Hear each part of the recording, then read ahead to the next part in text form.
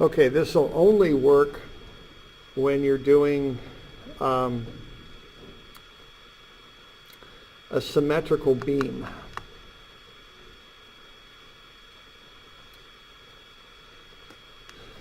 Okay, so what we have here is we're going to take the whole beam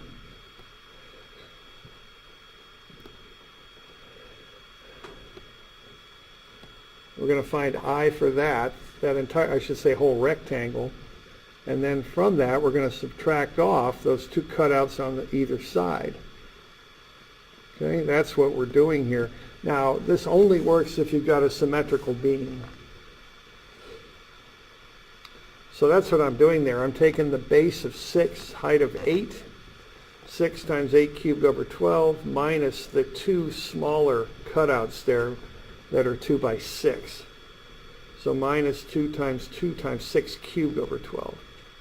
And I'm doing both of those, taking the overall I minus the two cutouts to get the total, and the numbers on that come out to be 184. Now, that will not work on a T-beam because it's not symmetrical. It only works on I-beams, and beams that are shaped like that, okay?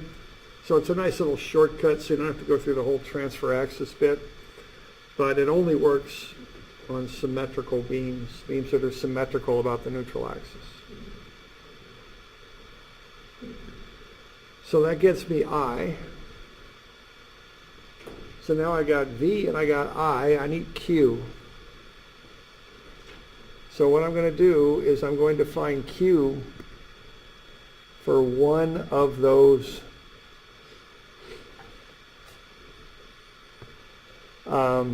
flanges. So find Q for that. Find its area, find the distance from the neutral axis, and just take A times D. See if you can knock that out, okay? Just from that one specific one? Or yeah, just one of them.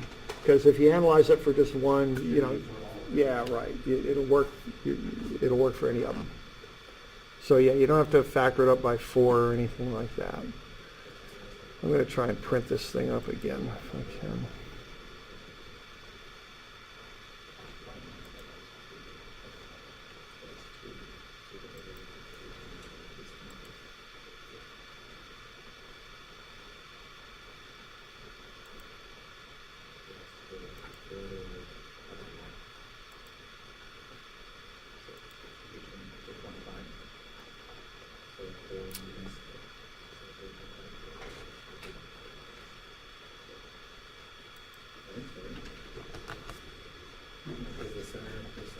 So you want the area and the offset distance.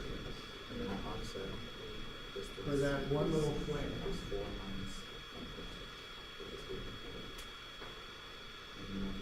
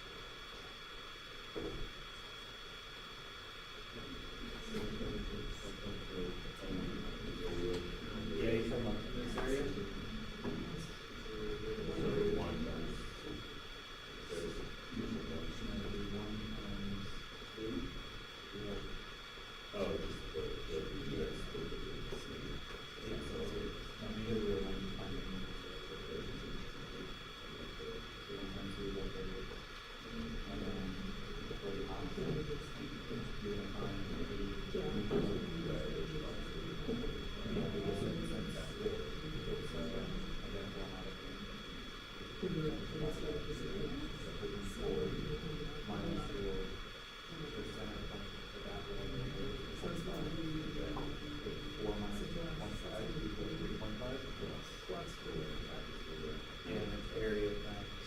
I think that.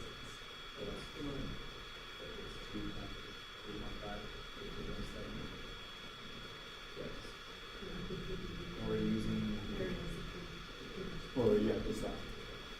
So E is centroid minus centroid of the neutral axis of the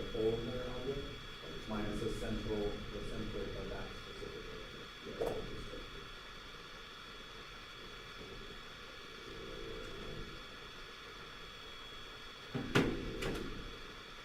And this is for, which is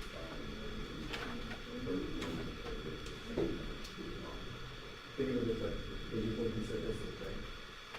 E is the probability, what is Q? Q is the probability of the one highest Q. So I just think that Q here is failed, or what is it, shear off, so it doesn't fail.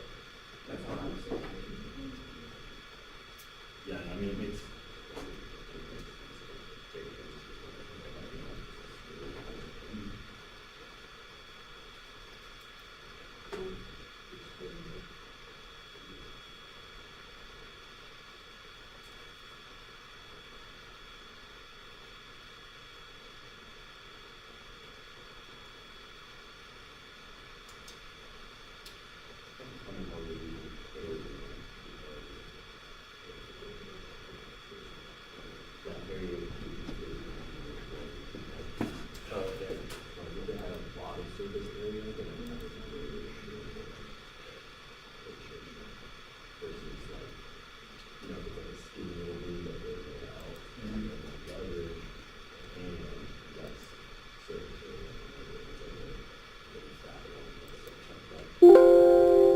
Found a problem with my printer setup and couldn't print. Yeah, I figured. All right, we'll get this to you next time. I can't get it to print out. Okay, so we got I and then we get Q. Okay, so Q is going to be the area, 2 inches by 1 inch, times the distance from the neutral axis to the centroid of the area. Okay, now so what we're doing there, we're taking half of that 6. That gets us from the neutral axis to the base of that flange. And then I don't know what the heck why I'm making it complicated there, but it should just be D is 6 over 2 plus 1/2. Okay, which would be half of the 1 inch rectangle there. So I'm going 3 plus a 1/2 inch more. It's 3.5 for the distance.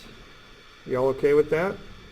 3 inches gets me to the base of the rectangle. A 1/2 inch gets me to the centroid. Okay. So then take 2 inches squared times 3.5 inches, 7 inches cubed. That's Q.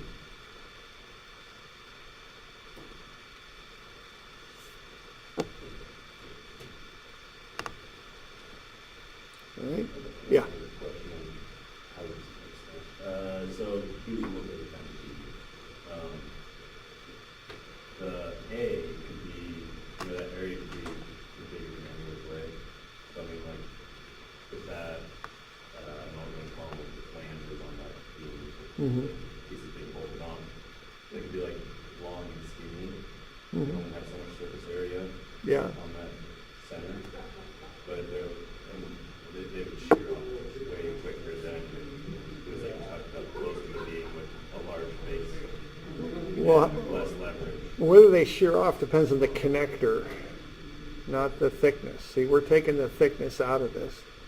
Okay, I guess I was thinking like leverage instead of direct shear. Okay. I mean, if you were like pushing on the end of that Uh-huh.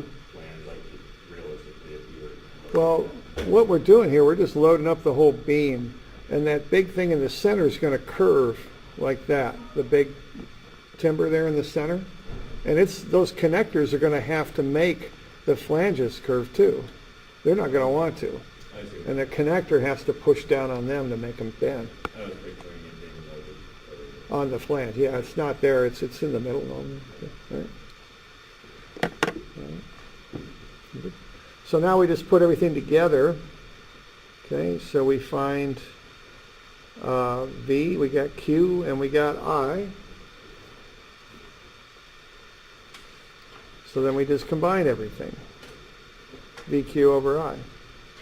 and we get 18.26 pounds per inch. So 18.26 pounds of shear force builds up per 1 inch of beam. Okay?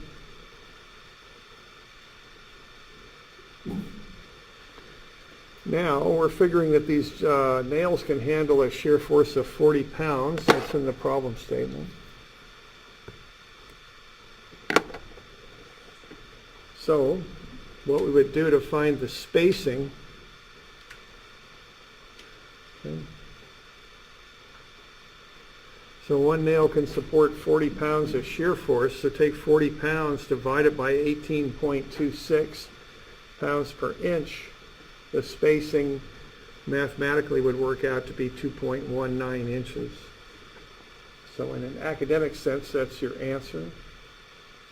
You might just tell the carpenters to space them at 2 inches. That would probably be pretty good, but academically it's 2.19 inches. You okay with that?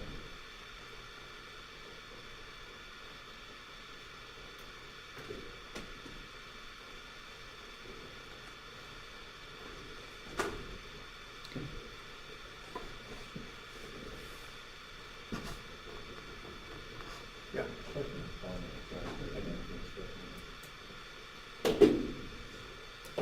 So that's a bit on bending stress and shear. And so what exactly is a shear wall? Shear wall is put into a building to prevent it from swaying too much in the first place. So you have multiple shear walls. You might, Like just like one level, four, well, if it has an elevator in it, quite often they build that tube around it quite strong. They use that to prevent the sliding. But yeah, it's just a wall that's, it keeps the beam from kind of cantilevering and going, or the building from that going to cantilever. Okay. And part of it is just kind of connecting the corners together, you know, like the bracelet fence, you know what I mean? Like the- Yeah. That's kind of the idea, but you have to have a good strong foundation. Of course, that's never going to launch your place. I don't know all the aspects of that. One time in my summer internship, we were talking about shear walls, just the molds. Yeah, okay. So I thought I knew what a shear wall was, but Yeah. It's just a wall through a building. It's a strong structural wall. Okay. It's not just a partition wall. It's a structural wall inside the building. I think. can that be like a tilt up? Or I mean you can tilt up, it doesn't have to be concrete, but you can tilt up a wall panel. Yeah, I think it could be. You know, I don't know. I don't know the real nitty-gritty of building. Right. I know more about the ins and outs of construction. I know. Yeah, the way I understood it was just concrete and Yeah. put that in the middle of a bunch of skills, kind of manage flags, so that's the skills look like, but Well, on a catastrophic part of disaster. my, part of the job was remodeling a school and building a whole new house. In elementary school, we were talking about shear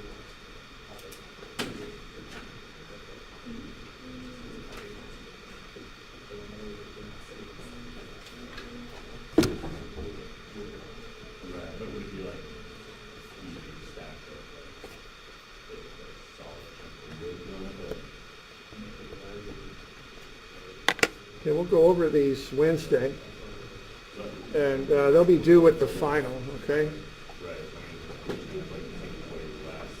So our finals on Monday. When is our final? What is the I sense thought of it it? was Wednesday. Does anybody know what our final is? Schedule says Yeah. Schedule says Monday? What is the schedule? Yeah, Yeah, I think it's Monday. Sure, we'll check, we'll make way sure. less of a moment. Okay, I'm pretty sure it's Monday. Because it's smaller. Yeah, and I think with like, you know, the school,